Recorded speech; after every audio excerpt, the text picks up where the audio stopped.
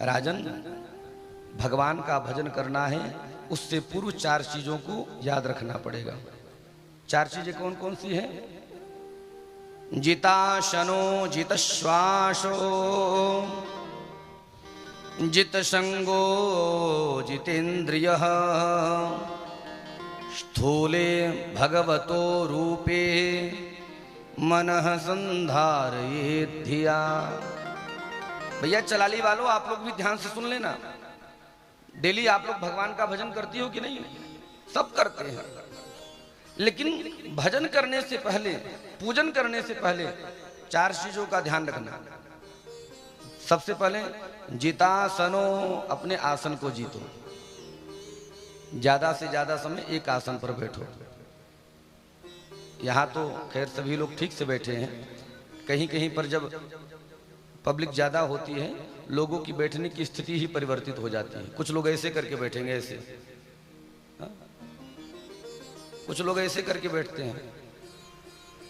अच्छा, कुछ लोग ऐसे करके बैठ जाएंगे, ऐसे। और माता जी, किसी किसी को मौका मिलता है तो हमारे तरफ ही पैर करके बैठ जाता है। बोलो राधे राधे। लो महाराज जी, कथा सुनाते रहो, हमारे चरणों का दर्शन करते रहो। नहीं नहीं, आसन को जीतो। जिताशनो। और दूसरी बात है जितश्वासो, अपने श्वास को जीतो। ज्यादा से ज्यादा प्राणायाम करो, अनुलोम करो, विलोम करो। सुबह सुबह हमारे बाबा रामदेव जी आ जाते हैं ना।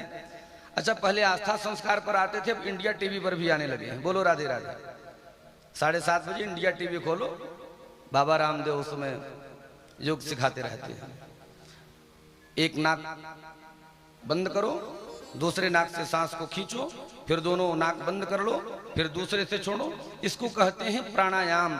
इसी को कहते हैं पूरक, कुंभक और रेचक। ये प्राणायाम की विधि है। लेकिन प्राणायाम भी भैया ऐसे नहीं, यहां से कथा सुन करके गए और शाम से प्राणायाम करना शुरू कर दो। नहीं नहीं, सब गड़बड़ हो जाएगा। ये प्राणायाम बहुत अभ्यास के बाद में आता है। भैया रविंद्र जी, एक बार की बात है, एक कोई बुजुर्ग व्यक्ति थे। अब वो टीवी के आगे योग कर रहे थे। बाबा रामदेव टीवी में बताते जा रहे थे, वो योग करते जा रहे थे।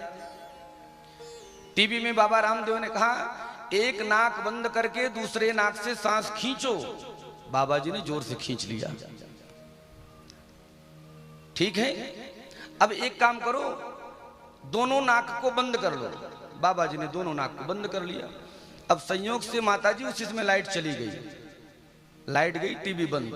अब बाबा जी नाक बंद किए रहे, थोड़ी देर में गोविंदाय नमो नमः हो गया। तो फिर ऐसा भी प्राणायाम नहीं होना चाहिए। ये सब अभ्यास का विषय है। और तीसरा है जित संगो, संग को जीतो। हमारे बड़े बुजुर्ग कहते हैं, जैसा करोगे संग वैसा चढ़ेगा रंग। इसलिए संग अच्छे व्यक्ति का होना चाहिए। गलत व्यक्तियों का संग करोगे, गलत मार्ग पर जाना पड़ेगा। अच्छी व्यक्तियों का संग करोगे, सन्मार्ग मिलेगा। और चौथी बात है जितेंद्रिय, जितेंद्रिय बनो। 10 इंद्रियां हैं ना, प्रत्येक इंद्रियों को अपने काबू में रखो।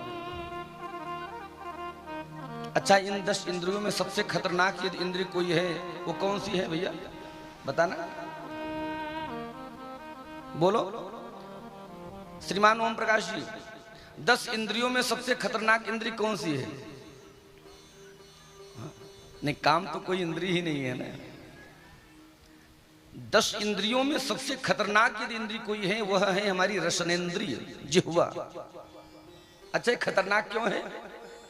बोले भैया, दुनिया के जितने भी लड़ाई झगड़े फसाद होते हैं, ये सब इसी से होते हैं, जिह्वा से। हमने किसी को गलत बोल दिया, हो गया झगड़ा।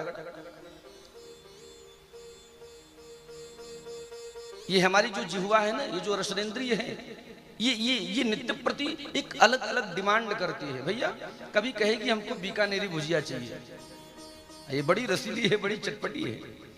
कभी कहेगी हमको चना जोर गरम चाहिए साहब।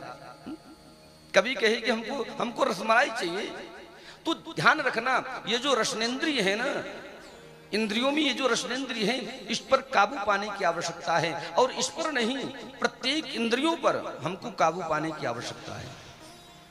और यदि अपने इंद्रियों पर काबू पा लेंगे स्थूले भगवतो रूपे, इसके बाद भगवान के स्थूल रूप का दर्शन करना चाहिए। स्थूल रूप